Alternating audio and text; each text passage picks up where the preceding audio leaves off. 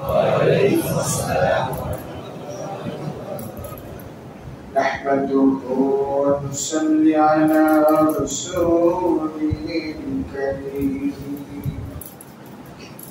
أما بعد فقد قال الله تبارك وتعالى في كلامه المجيد আমার সঙ্গে সকলে করেন আউযু বিল্লাহি মিনাশ শাইতানির রাজীম বিসমিল্লাহির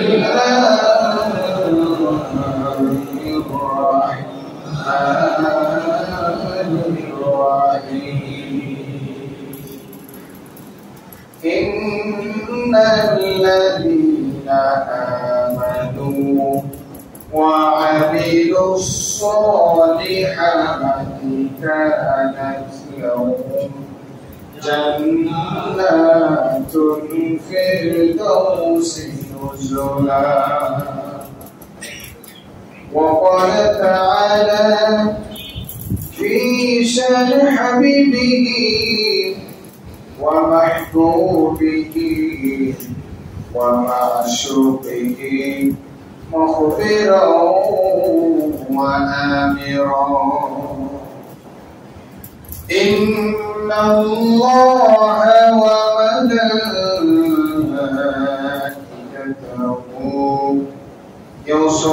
يصلون على النبي يا أيها الذين آمنوا صلوا عليه وسلموا تسليما اللهم صل على سيدنا مولانا محمد وعلى آله سيدنا مولانا الحمد لله الله رب العالمين দরবারে লাখো কোটি শুকরিয়া যে মহান আল্লাহ পাক জাল্লা শানুহু আম্মা নওয়ালুহু আমাদেরকে দয়া করে মায়া করে মহব্বত করে ভালোবেসে পবিত্র জুমার সালাত আদায় করার জন্য আল্লাহ পাক রব্বুল আলামিনের পবিত্র ঘর মসজিদে আসার বসার কোরআন এবং সুন্নাহর আলোকে কিছু কথা বলবার এবং শোনার তৌফিক দান করেছেন। এজন্য আমরা সকলেই দিল উজাড় করে সমস্বরে একযোগে আল্লাহ পাক রব্বুল আলামিনের দরবারে শুকরিয়া দান আদায় করে পড়ছি আলহামদুলিল্লাহ। লক্ষ কোটি দরুদ সালাম বিশ্ব মানবতার মুক্তির কাঙ্গাল আকায়ে নামদার তাজদার মদিনা রহমতের ভান্ডার উম্মতের কান্ডার জিগার বসে আমিনা মাহবুবে কিবরিয়া জনাবে মুহাম্মদুর রাসূলুল্লাহ সাল্লাল্লাহু আলাইহি ওয়াসাল্লাম। সম্মানিত হাজিরিন, সম্মানিত ইসলাম প্রিয় মুসলিম ভ্রাতৃবৃন্দ, সম্মানিত মুসল্লিয়ানে কিরাম, আমরা সকলে শান্তি চাই। আমাদেরকে আল্লাহ পাক রব্বুল আলামিন যে অবয়ব, যে কাঠামো, যে পদার্থ, যে ম্যাটেরিয়ালস দিয়ে সৃষ্টি করেছেন, আমাদের সকলের শরীর শান্তি চাই। ঠিক না বলেন? যদি বেশি গরম লাগে তাহলে বাতাসের আশা করে, আবার যদি বেশি শীত লাগে শরীরের রক্তের টেম্পারেচারের তুলনায় যদি তাপমাত্রাটা দুর্বল থাকে তখন একটু আরামের কাপড়, মোটা কাপড় পরিধান করতে মন চায়। শীতের দিন আসতেছে, ঠিক কিনা বলেন? অনেকের কাছে খুব মজার দিন, শীতের দিনে খাবার দাবারও অনেক বেশি মজা করে খাওয়া যায়, আবার গরম নিয়ে কোনো টেনশন থাকে না। এক একজনের কাছে এক এক সিজন পছন্দনীয়। তার মানে আমাদের জন্য সুখ প্রয়োজন, শান্তি প্রয়োজন, শুধুমাত্র শারীরিক নয়, মানসিক সুখেরও আমাদের সকলের প্রয়োজন। এটা আল্লাহ পাক রব্বুল আলামিন জানেন। এজন্য আমাদেরকে আল্লাহ পাক রব্বুল আলামিন দুনিয়ার জমিনে পাঠানোর পরে ইবাদত বন্দেগীর নির্দেশ দিয়েছেন এবং ইবাদত বন্দেগীর বিচার ফায়সালার পরে উপকার, পুরস্কার এবং শাস্তি হিসেবে শান্তি আর কষ্ট নির্ধারিত করে রেখেছে। যদি আমরা ভালো কাজ করি, আমল যদি আমাদের ভালো হয়, তাহলে আমাদের জন্য আল্লাহ পাক রব্বুল আলামিন জান্নাত রেখেছেন। বলি আলহামদুলিল্লাহ। আর একটু জবান খুলে বলি আলহামদুলিল্লাহ। বলে জান্নাত কেমন? আল্লাহর হাবিব সাল্লাল্লাহু আলাইহি ওয়াসাল্লাম বলেন, জান্নাত এমন একটি জায়গা যে জায়গা কোনো মানব চক্ষু দেখে নাই, যে জায়গা কোনো মানব হৃদয় কল্পনাও করতে পারে নাই, যে জায়গায় আল্লাহ পাক রব্বুল আলামিন শুধুমাত্র শান্তি আর শান্তি রেখেছেন, যেখানে কষ্টের কোনো বালাই নাই। বলেন সুবহানাল্লাহ। এত সুখ শান্তি আর এত আরামায়েশ দিয়ে আল্লাহ পাক রব্বুল আলামিন জান্নাতকে সাজিয়েছেন। আল্লাহ পাক রব্বুল আলামিন বলেন, ওয়াফিহি তাশতাহিহিল আনফুসু ওয়া তালাদ্দুল আ'য়ুন। বলেন সুবহানাল্লাহ। এমন একটি জায়গা জান্নাত, যেই জায়গায় মন শুধুমাত্র শান্তি অনুভব করবে এবং চক্ষু শুধুমাত্র শীতল হইতে থাকবে। তার মানে যেই জায়গায় শুধু আরাম আর আরাম, যেখানে কষ্টের কোনো কল্পনাও করা যায় না, কষ্টের কোনো ছোঁয়াও নেই। একজন মানুষকে যদি হাজার হাজার নয় কোটি কোটি বছর জাহান্নামে পুরানোর পরে জান্নাতের মধ্যে শুধুমাত্র একবার প্রবেশ করে বের করা হয়, আর তাকে যদি শাস্তি সম্বন্ধে জিজ্ঞাসা করা হয়, সে কষ্ট নামক শব্দটা ভুলে যাবে। বলি সুবহানাল্লাহ। এত শান্তির জায়গা, এত আরামের জায়গা করে আল্লাহ পাক রব্বুল আলামিন জান্নাতকে সাজিয়েছেন। বলি সুবহানাল্লাহ।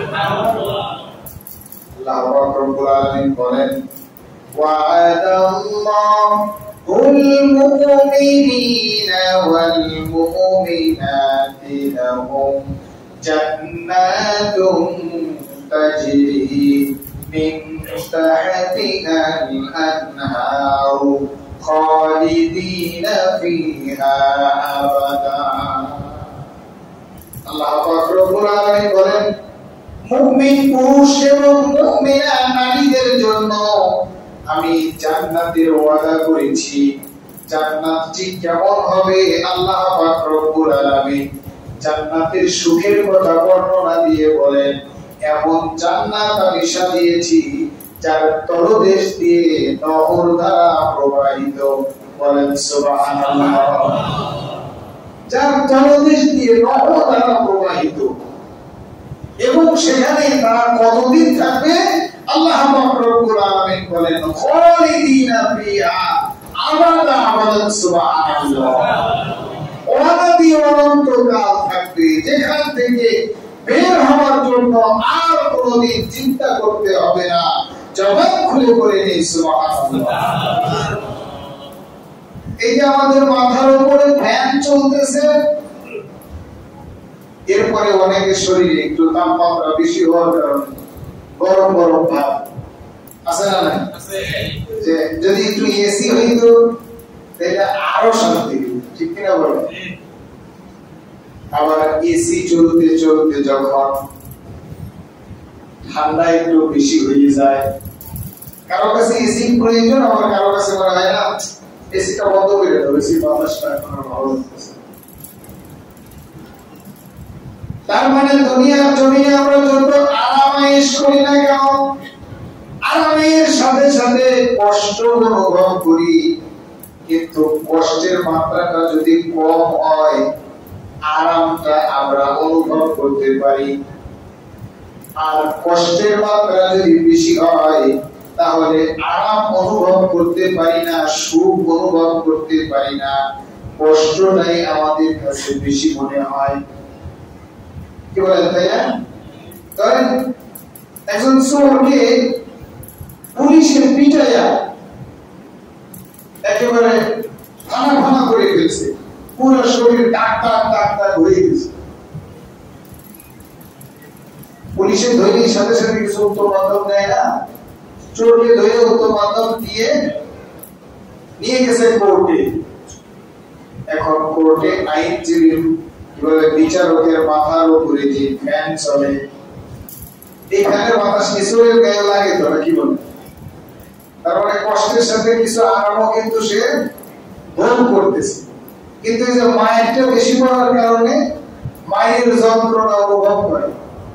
ফ্যানের বাতাস যে শরীরে লাগে ওইটা বুঝে আসে, মনে হয় আমি কষ্টে আছি।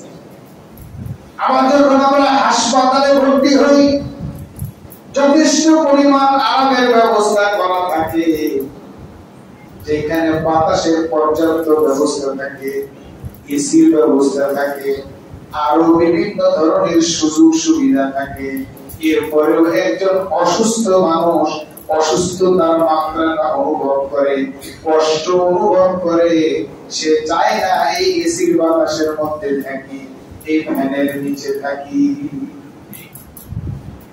আমরা কেউ চাই যে হাসপাতালে যাই শুয়ে থাকি? কেউ চাই?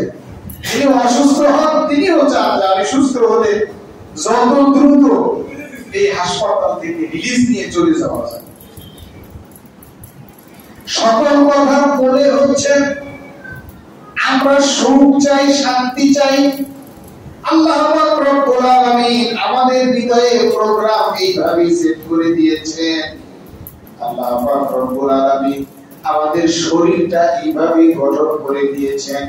আর আল্লাহ পাক রব্বুল আলামিন পবিত্র কোরআনুল কারীমের মাধ্যমে হাবিবে কিবরিয়া সাল্লাল্লাহু আলাইহি ওয়াসাল্লাম হাদিসের মাধ্যমে আমাদেরকে জানিয়ে দিয়েছেন তোমাদের শরীরের প্রোগ্রাম সেট করা হচ্ছে, তোমাদের কাছে আনন্দ উপভোগ করতে মনে চায়, তোমরা আরাম চাও, তোমরা সুখ চাও।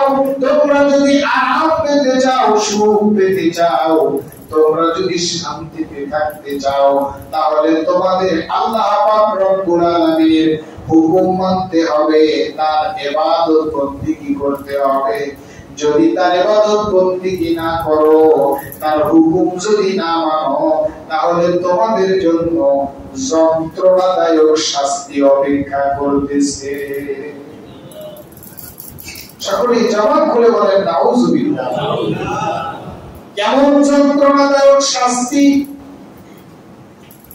দুনিয়ার জমিনে ছোট্ট একটা মোমবাতির মাথায় গ্যাসের কাঠি দিয়ে আগুন জ্বালানোর পরে, এরপরে ওই মোমবাতির ছোট্ট লেলিহান শিখার উপরে আমার আপনার মতো যত শক্তিশালী বীর পুরুষ আর ধৈর্যশীল ব্যক্তি হোক না কেন, ওই মোমবাতির ছোট্ট আগুনের উপরে তার আঙ্গুলটা কিছু সময় রেখে দেওয়া সম্ভব না। কি বলেন, সম্ভব? খুব শক্তিশালী, খুব বুদ্ধিমান, খুব ধৈর্যশীল ব্যক্তি ওই আগুনের উপরে তার আঙ্গুলটা কতক্ষণ রাখতে পারবে? আঁচ লাগার সঙ্গে সঙ্গে আঙুলটা টেনে সরিয়ে দিবেন। কিন্তু আল্লাহ পাক রব্বুল আলামিনের হুকুম আহকাম না মানলে, ইবাদত বন্দেগী না করলে, আল্লাহ পাক রব্বুল আলামিন আমাদেরকে যেই জন্য দুনিয়ার জমিনে পাঠিয়েছেন, সেই মাকসাদ যদি আমি আর আপনি পুরা না করি, তাহলে আমাকে আর আপনাকে ছোট্ট মোমবাতির আগুন দিয়ে শাস্তি দিবেন না, আগুনের মহা সমুদ্রে নিক্ষেপ করবেন। জবান খুলে বলেন নাউযুবিল্লাহ। হাবিবে কিবরিয়া সাল্লাল্লাহু আলাইহি ওয়াসাল্লাম আমাদের জন্য ইরশাদ করেছেন, জাহান্নাম আমার এমন একটা ভয়াবহ জায়গা, সাধারণ কোন আগুন নয়, যেই জায়গায় মানুষদেরকে নিক্ষেপ করা হবে।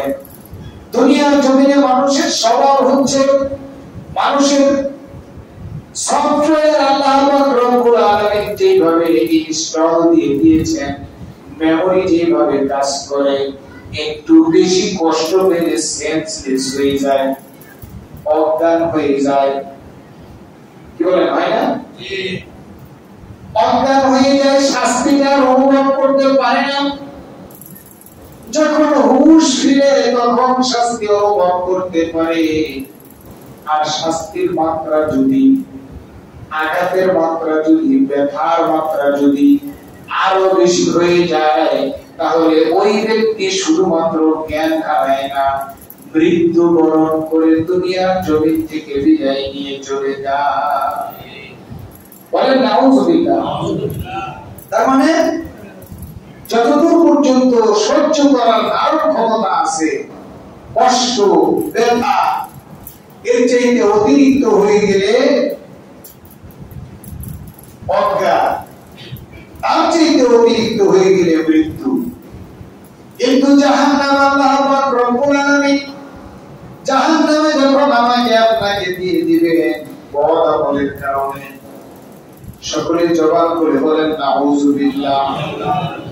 জাহান্নামের আযাব সহ্য করার বিন্দুমাত্র দুঃসাহস আমাদের নাই, কিন্তু আল্লাহ পাক রব্বুল আলামিন যাকে জাহান্নামে দিয়ে দিবেন, ওই ব্যক্তি জাহান্নামে মৃত্যুবরণ করবে না, জীবিত থাকবে না। বলেন নাউযুবিল্লাহ। আল্লাহ পাক রব্বুল আলামিন বলেন, লা ইয়ামুতু ফিহা ওয়া লা ইয়াহইয়া। দুনিয়াতে ব্যথা পেলে, কষ্ট পেলে, মৃত্যুবরণ করো, মরে যাও, জাহান্নামে যায়া আগুনের মহাসমুদ্রে নিক্ষেপ করার পরে তুমি মৃত্যুবরণ করবা, আবার জীবিত থাকবা। মুফাসসিরিনে কেরাম লিখেছেন, তাহলে কি হবে? জীবন এবং মৃত্যুর মাঝামাঝি দাঁড়িয়ে শুধুমাত্র কষ্টগুলি অনুভব করতে থাকবে। জাহান্নামের যে কি যন্ত্রণা, এটা শুধুমাত্র অনুভব করতে পারবে। এজন্য আল্লাহ পাক রব্বুল আলামিন চান না আমরা কেউ জাহান্নামে যাই। আমাদের সুখের জন্য, শান্তির জন্য, আমাদেরকে ভালোবেসে আমাদেরকে জান্নাতে দেওয়ার জন্য আল্লাহ পাক রব্বুল আলামিন অসংখ্য অগণিত রাস্তা তৈরি করেছেন, অসংখ্য অগণিত ফুরসাত, সুযোগ দিয়েছেন, যাতে করে আমরা আমল করে জান্নাতে যেতে পারি। বলি সুবহানাল্লাহ। এজন্য আল্লাহ পাক রব্বুল আলামিন জান্নাত তৈরি করলেন কয়টা? 8টা। আর জাহান্নাম কয়টা? 7টা।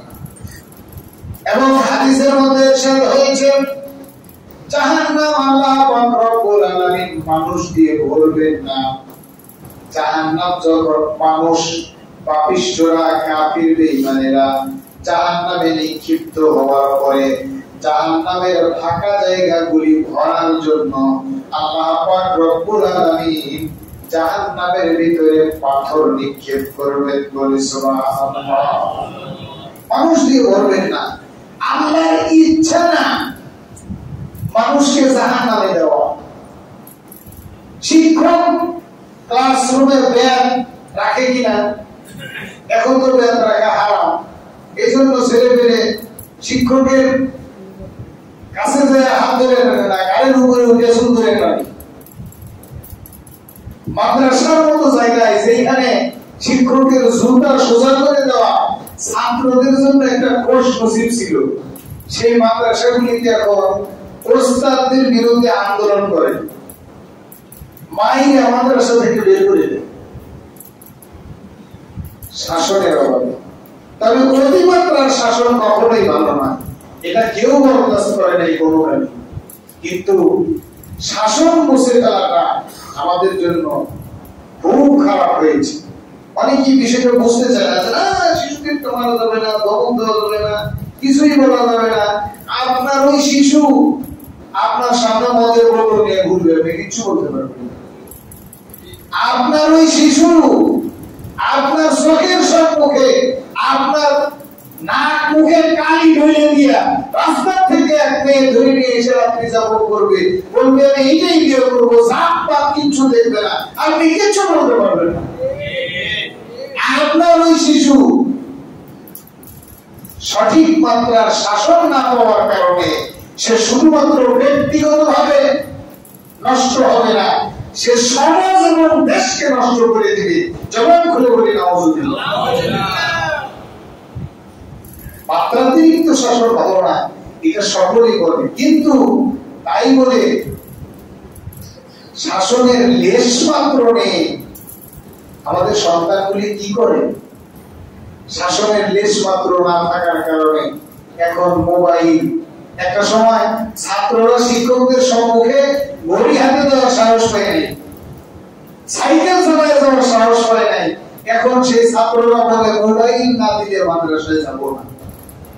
এখন শাসন নাই তো, আপনিও কিছু বলেন না, মাদ্রাসায় কিছু বলতে পারবে না, শিক্ষা প্রতিষ্ঠানেও কিছু বলতে পারবে না। কি করবে? মোবাইল ব্যবহার করার অনেক সুযোগ দিতে হবে। আর এই যে বড় বড় মোবাইল গুলিতে যা চাইবে তাই পাইবে, বলেন নাউজুবিল্লাহ। ভালো চাইলে ভালো পাইবে, আর মন্দ চাইলে মন্দ পাইবে। কিন্তু যুবক বয়সে, উঠতি বয়সে মনটা ভালো বেশি চায় নাকি মন্দ বেশি চায়? সুযোগ পাইলেই মন্দের দিকে ধাবিত হইতে চায়। কিন্তু আমরা ওদিকে সমাজ থেকে ভ্যানিশ করে দিয়েছি আমাদেরকে নষ্ট করার জন্য, আমাদের সন্তানাদিদেরকে নষ্ট করার জন্য। আমরা পশ্চিমা কালচার কিছু কিছু শিক্ষিত লোকদের মাধ্যমে আবিষ্কার করেছি। বাহির দেশের শিক্ষা ব্যবস্থার সাথে সন্তানদের সাথে তুলনা দেয় যে তারা কত ভালো, তাদের স্কুলে তাদের শিক্ষা প্রতিষ্ঠানে কোনো প্রভাব করা হয় না, খালি আদর আর আদর, বিনিময়ে তাদের 18 বছর হওয়া লাগে না, স্বাভাবিক হওয়ার আগ থেকে যত আকাম প্রোগ্রাম আছে নির্দ্বিধায় করতে থাকে, ওনার কথা বলে না, জবাব করে বলেন না। সম্মানিত হাজিরিন, শিক্ষক ক্লাসে ব্যাত রাখেন ছাত্রকে পেটানোর জন্য নাকি? উদ্দেশ্য কিন্তু ছাত্রকে পেটানো না, উদ্দেশ্য হচ্ছে ভয় দেখানো। ঠিক কিনা বলেন? আমি যদি সঠিকভাবে পড়ালেখা না করি, আমি যদি আদব নিয়ে না চলি, তাহলে আমার জন্য শাস্তি নির্ধারিত। একজন সন্তান যদি ঠিক মতো পড়ালেখা করে, আদব আখলাক নিয়ে যদি চলে, তাহলে কি শিক্ষক এরপরেও মারে, এরপরেও কি আঘাত করে? তোমার পড়া হয়েছে এই জন্য তোমার 2 বাড়ি, আর যার পড়া হয় নাই তার জন্য 5 বাড়ি, এরকম করে নাকি? তার মানে শাস্তি উপস্থাপন করার উদ্দেশ্য শাস্তি দেওয়া নয়, শাস্তি উপস্থাপন করার উদ্দেশ্য হচ্ছে শাস্তিমূলক কাজ যেন আমরা না করি। একটু জবান খুলে বলেন ঠিক কিনা? আল্লাহ পাক রব্বুল আলামিন জাহান্নাম সৃষ্টি করেছেন আমাদেরকে জাহান্নামে দেওয়ার জন্য না।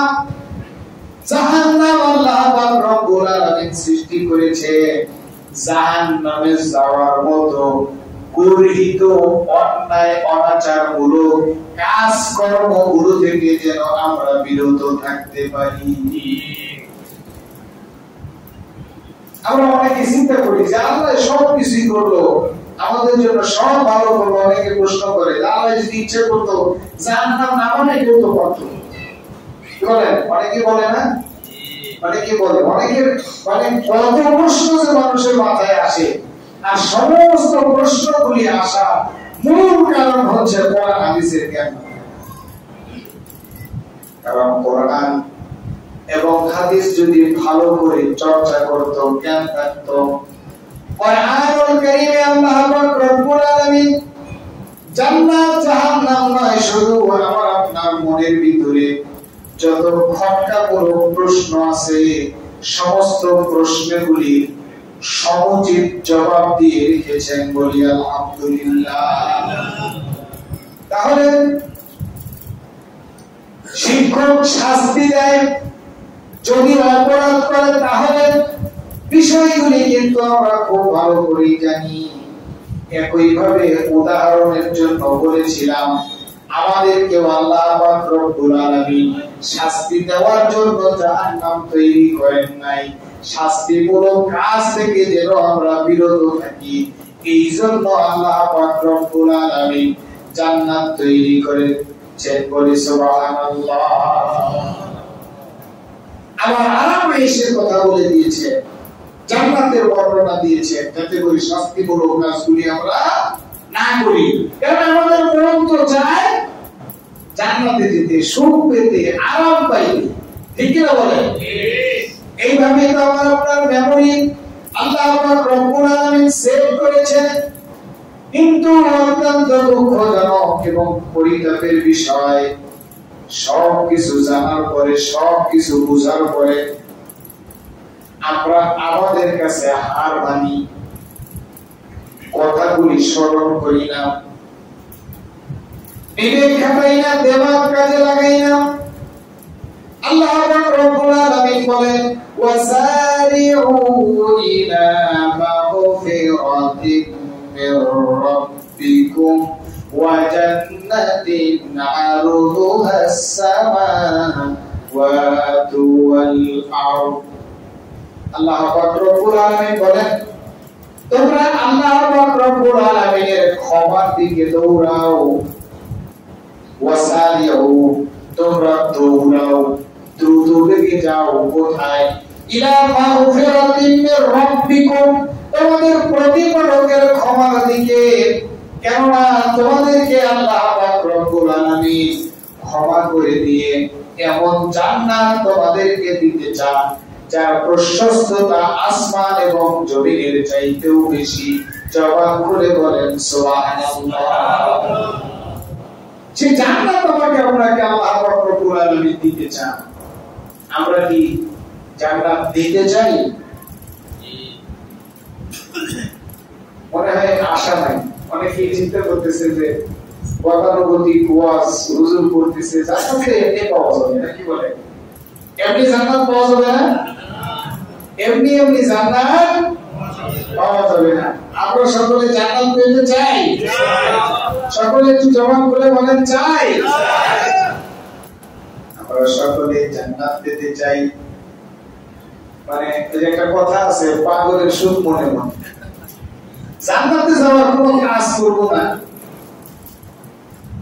কিন্তু জান্নাত পেতে চাই।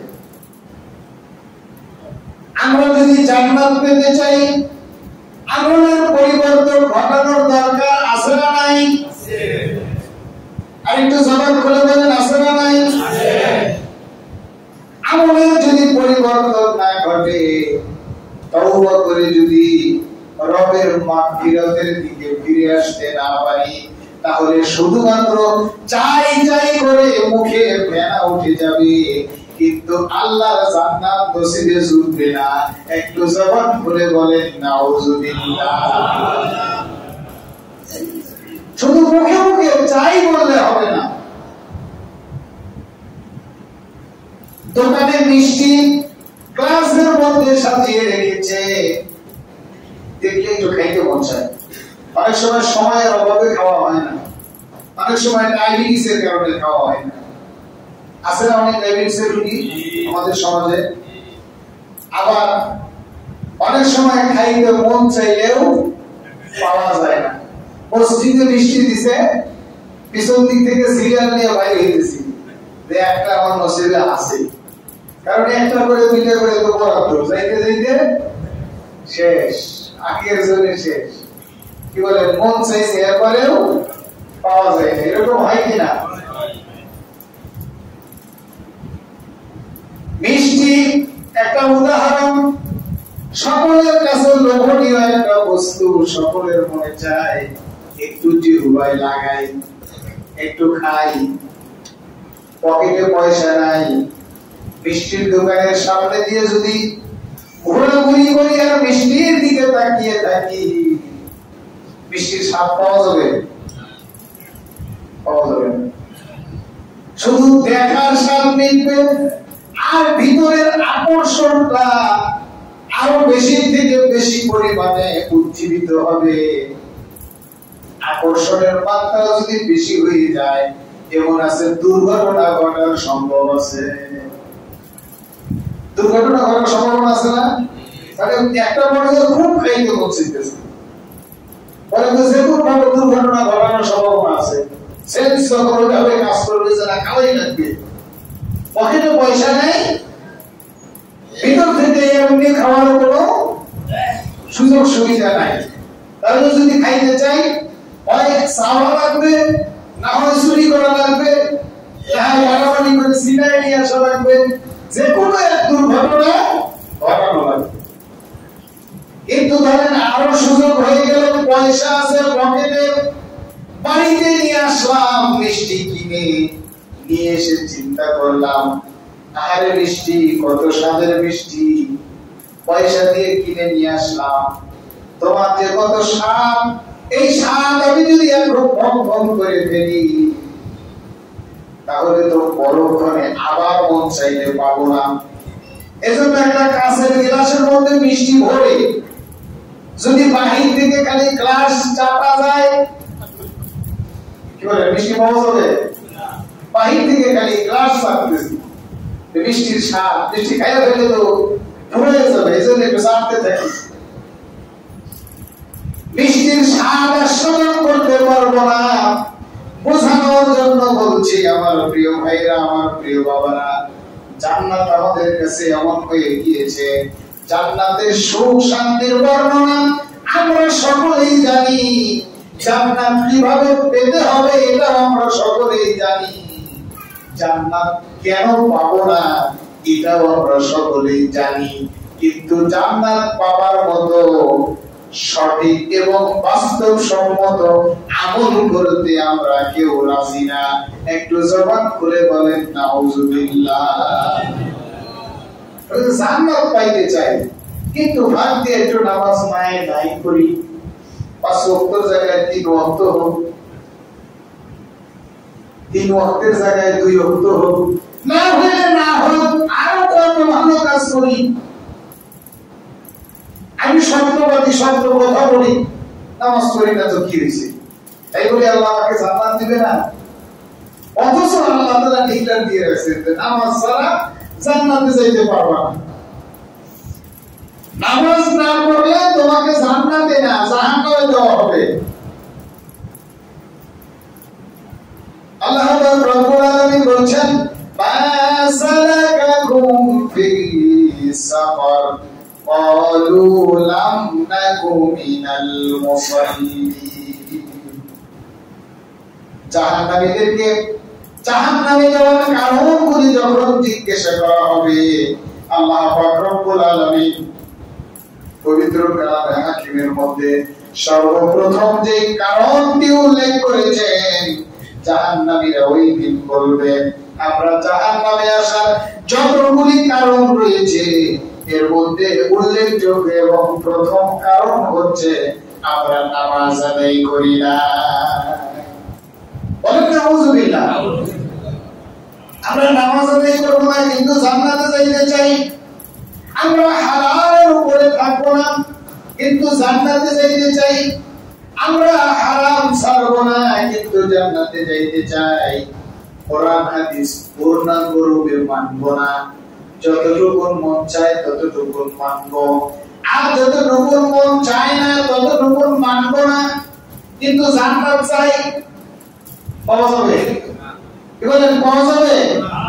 আল্লাহ রাব্বুল আলামিন বলেন আফাতুমিনুনা বিবাদিল কিতাবি ওয়া তাকফুরুনা বিবাদ ফামা জাযাউ মান ইয়াফআলু যালিকা মিনকুম ইল্লা খিzyun ফিল হায়াতিদ দুনিয়া ওয়া ইয়াউমাল কিয়ামাতি ইউরাদ্দুনা ইলা আশাদ্দিল আযাব।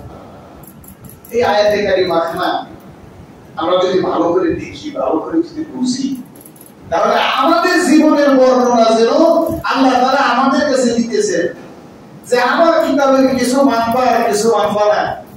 আমাদের অবস্থা এমন কিনা আমরা কিছু মানতেছি আর কিছু মানতেছি না, এরকম হচ্ছে না? নামাজ পড়তেছি কিন্তু সুদ ছাড়তে পারতেছি না, ঘুষ ছাড়তে পারতেছি না, সত্য কথা বলতেছি কিন্তু ওজনে ভেজাল দেওয়ার থেকে বিরত হইতে পারতেছি না। দাড়ি টুপি সব ঠিক আছে কিন্তু জেনার দিকে আকৃষ্ট, এরকম পথ আমল এক একজনের কাছে এক একটা আছে কিনা? কত পথ আমল, এর মধ্যে দুই চারটা ভালো ভালো আমল করে জান্নাত পেতে চাই। এভাবে কি আল্লাহ রাব্বুল আলামিন আমাদেরকে জান্নাত দিবেন বলে আপনাদের এতক্ষণের আলোচনায় মনে হয়? এজন্য আমাদের কি করতে হবে? আমলের পরিবর্তন ঘটাতে হবে। আল্লাহ রাব্বুল আলামিনের দরবারে ক্ষমার জন্য চেষ্টা করতে হবে। আল্লাহ রাব্বুল আলামিন আমাদের সবাইকে তৌফিক দান করুন। সকলে বলি আল্লাহুম্মা আমিন। এই আলোচনার ধারাবাহিকতা ইনশাআল্লাহ আগামী সপ্তাহে আলোচনা করার চেষ্টা করব। আমরা সকলে একটু দ্রুত চলে আসার চেষ্টা করব। আজকে আমার একটু বিলম্ব হয়ে গিয়েছে, আপনারা আমার জন্য দোয়া করবেন। হঠাৎ করে একটু অসুস্থ হয়ে গেছিলাম, পেট নামানোর ভাব ছিল। পাশাপাশি আমাদের কাছে অনেকে দোয়া চেয়েছেন, আমরা খুতবার পূর্বে বলবো। আমরা সুন্নাত নামাজ আদায় করি না, তবে আজ জুমার সাথে সুন্নাত নামাজ